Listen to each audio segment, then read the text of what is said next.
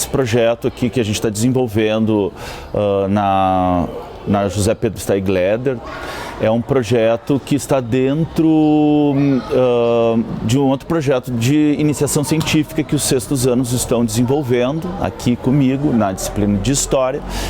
E a gente vai ter uma feira de iniciação científica e esses trabalhos serão apresentados nessa feira.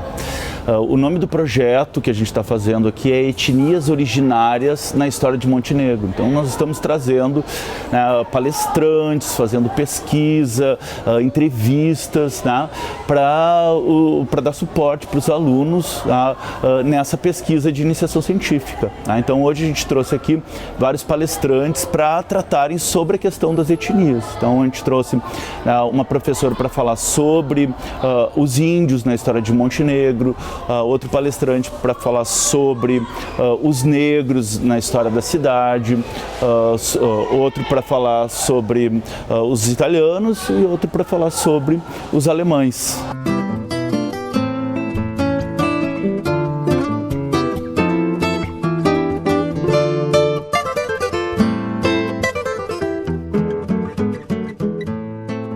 Nós conversamos ali, estamos trocando um pouquinho de conhecimento sobre as etnias originárias aqui na nossa região.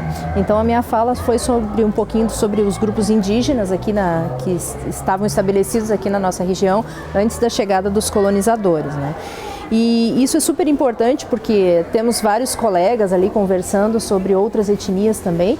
Isso não fala só a respeito das etnias em separado, mas sim dessa mistura, né, que foi o nosso povo montenegrino aqui. Então, índios, negros, alemães, italianos, entre muitas outras, né, que nós tivemos aqui, e toda essa diversidade cultural que isso proporciona pra gente. E eu vou falar sobre os italianos, porque eu acho que os italianos, Montenegro foi o portão de entrada para toda a nossa região serrana.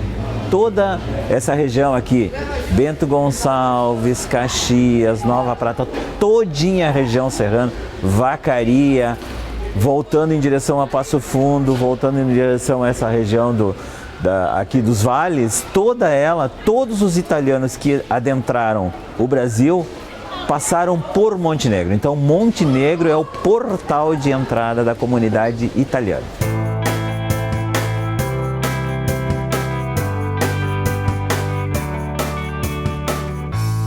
Assim, eu achei bem legal primeiro quando ele falou das coisas científicas, né? Tipo, a gente tem um caderno de bordo, todas as informações que ele passa na aula, a gente bota naquele caderno de bordo. Se a gente for escolhido as duas turmas, aí a gente vai para Fundarte, eu acho, exposição aí. Aí se a gente for escolhido, a gente mostra esse caderno de bordo para eles verem se a gente comprovou que a gente está estudando isso mesmo. Então a nossa etnia que a gente está fazendo é os alemães. E a minha família é alemã, então eu acho que vai ser bom eu aprender sobre um pouco disso, porque os meus avós também já falaram sobre isso. Aí eu fiquei curiosa e quero fazer sobre isso.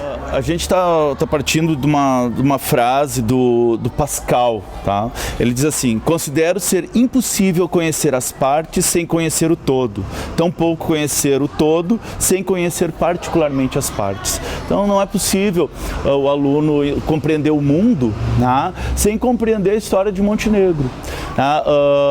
E compreendendo a história de Montenegro, ele certamente vai então compreender o mundo, né?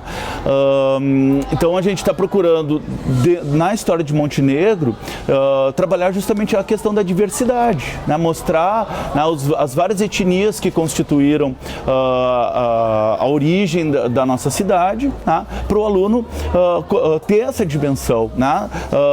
Dos povos que chegaram aqui, dos povos que vão, né, constituir a nossa história, que vão construir a nossa sociedade. E a gente pensa que entendendo essa diversidade, ele vai conseguir também entender a diversidade do mundo atual.